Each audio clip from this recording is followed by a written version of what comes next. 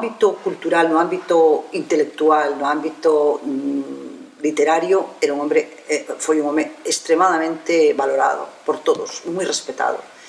E no ámbito popular, digamos que se coñecía un Valle Inclán que era a proxección de si mesmo, non? Home de tertulias, home noctámbulo, home de capa, home de manco, é dicir, toda esa parte máis anecdótica da súa proxección incluso física, non? Material, que despois tiñan pouco que ver cunha realidade de home pensante, de home profundo, de home moi preparado, de gran lector, de aficionado profundamente á historia, por exemplo, de gran lector de feito. E no ámbito popular, pois se o medimos por as estreas teatrais, pois non era un home de grande éxito. Se o medimos polas publicacións dos seus libros, pois podería sorprendernos as tiradas de libros, o sea, podían ter hasta 15.000 exemplares de libros. Entón, quizás fora máis leído que visto, quizás a obra teatral contaba con un hándicap tremendo que era os propios recursos que o teatro de época non tiña e que Valle Inclán requería para a súa obra. Valle Inclán non forma parte do cánone de escritores do primeiro terzo do século XX español até despois de ter falecido e até que a súa figura é rehabilitada xa con moita posterioridade, especialmente a partir dos anos 60.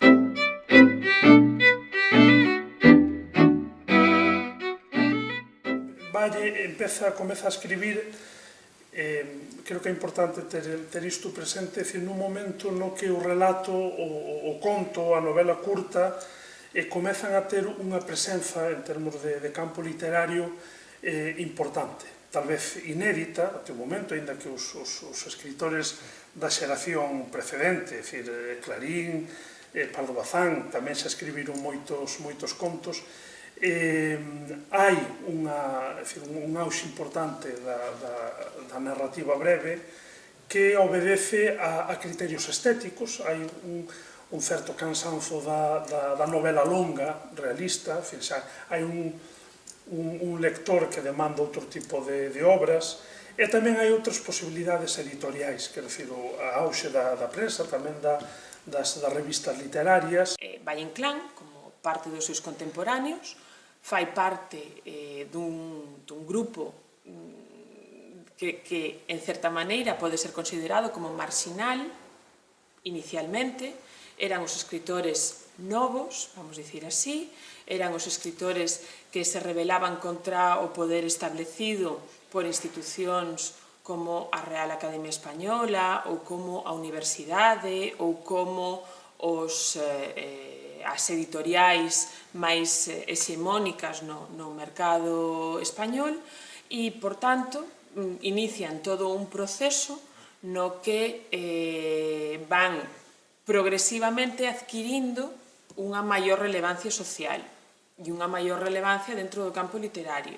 O ano 1902 é, nese caso, un ano clave, porque verdadeiramente aí publican algúns textos fundamentais, o propio Valle Inclán con a Sonata de Outoño, pero tamén Unamuno, pero tamén Azorín e tamén Baroja, é dicir, que toda esa xoven xeración entón, antirrealista, basicamente, que é o que define a todos eles, Valle Inclán ten aí un caldo de cultivo fantástico. Tamén é a época das tertulias, é a época das relacións personais, é a época dos intercambios, das inquedanzas, de todo isto é algo enormemente vivo. Si se me permite a expresión, a narrativa breve, os relatos curtos son unha especie de taller. É dicir, Valle vai publicando os seus contos, vai incluso a veces publicando textos pequenos que non son exactamente contos, que logo vai ir incorporando as súas obras de maior envergadura, é dicir, en canto a extensión, claro. As sonatas, por exemplo, debemos ter en conta que a sonata de Estío incorpora, por exemplo, parte dun, é dicir, la Niña Chole, que é a protagonista de Sonata de Estío, é inicialmente unha novela curta que sae no seu primeiro libro, en Femeninas. Xurden entón as sonatas que teñen un referente nunha figura clave que é Rubén Darío, con unha linguaxe profundamente innovadora, naqueles atopan un espello, naqueles atopan esa necesidade de cambio que todos están a buscar, non?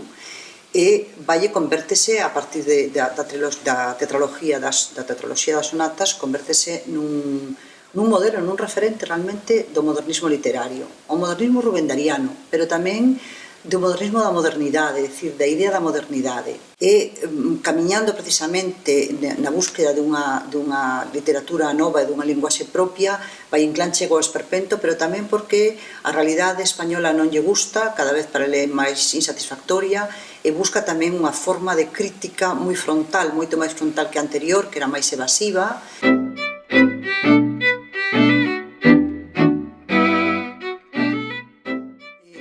Dificilmente entenderíamos a Valle sin Galicia de fondo, difícilmente, é unha presencia constante.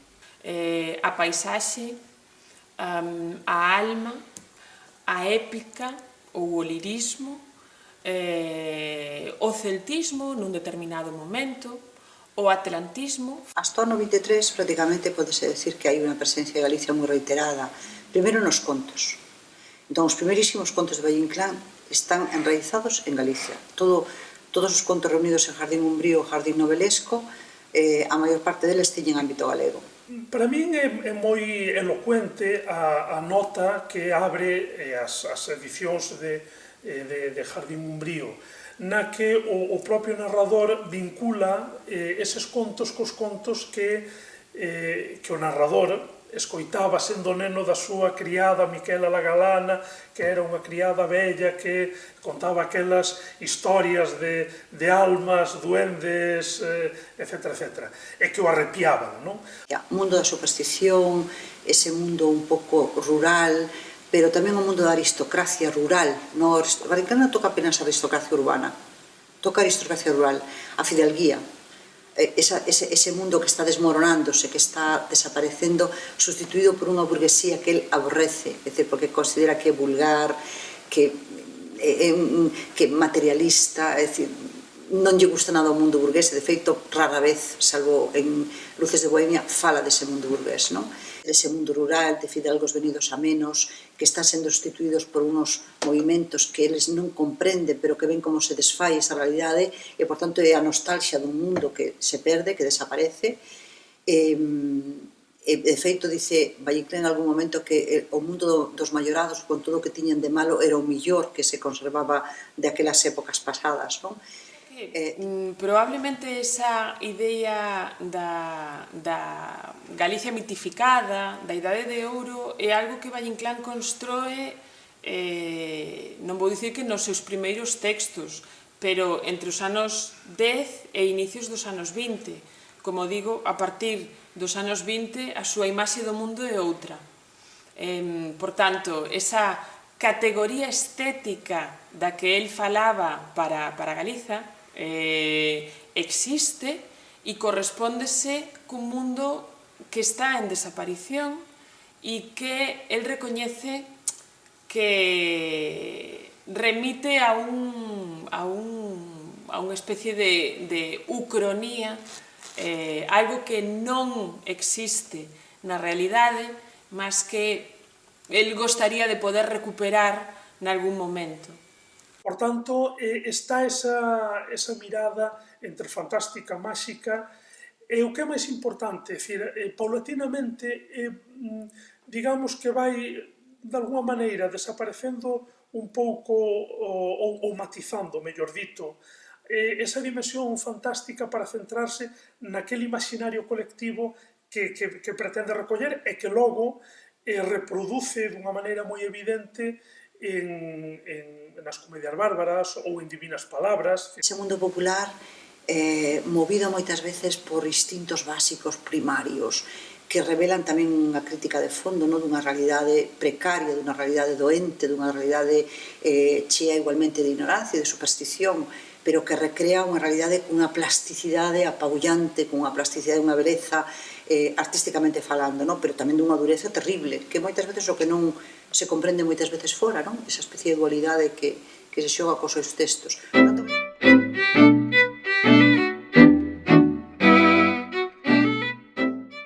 Valle Inclán era un home que tiña moito interés na proxección da súa obra. Preocupáballe enormemente que non solamente que fora distribuída, leída e vendida en España, sino que fora tamén fora de España. Por tanto, interese moito polas traducións da súa obra. Traducido basicamente en narrativa. É máis traducido en narrativa que en teatro. Francia, Inglaterra tamén, é dicir, ao inglés, ao francés, ao italiano, e despois a linguas menos comuns, como o búlgaro, por exemplo, o rumano, é dicir, que esporádicamente incluso atopamos traducións de Valle en vida, ou sea, por tanto, antes de 1936. Incluso hai alguna proposta de versiones cinematográficas, notamento no ano 35, en 1935, xa está enfermo, moi enfermo.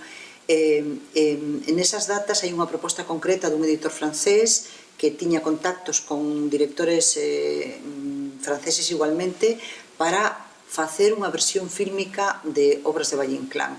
A partir dos anos 60, a figura de Valle Inclán comeza a ser recuperada xa non só para a literatura española, senón desde o punto de vista internacional. A mí, por exemplo, pareceme un dato moi relevante que no ano 1963 se estrenara en Francia, en París concretamente, Luces de Bohemia. Estreno mundial. Ano 63. É dicir, que estrenou o TNP, é dicir, que o Teatro Nacional Popular francés con Villard a la cabeza. E, por tanto, era unha obra naquel momento que se utilizaba como unha obra de reivindicación. Hai unha liña de comparatismo que surxe especialmente nos Estados Unidos, que progresivamente se implanta tamén nos estudos en España, e que fala de pôr a Valle Inclán á altura de escritores como Yeats, como Joyce, como D'Annunzio, como Maeterlinck, e comezan esas outras comparacións que poñen de relevo digamos, faces alternativas de Valle Inclán. A figura de Valle Inclán non ten acollida no mercado literario, non é un escritor que poida ser facilmente traducido. De feito, aínda hoxe en día, a maior parte das traducións que se fan de obras de Valle Inclán son feitas a cargo de especialistas na obra de Valle Inclán. E isto é un elemento que raramente acontece con outros escritores. De aí que a intervención digamos, do ámbito universitario, do ámbito académico, para recuperar esas outras alternativas do que significa Valle Inclán foi tremendamente significativo e segue a ser.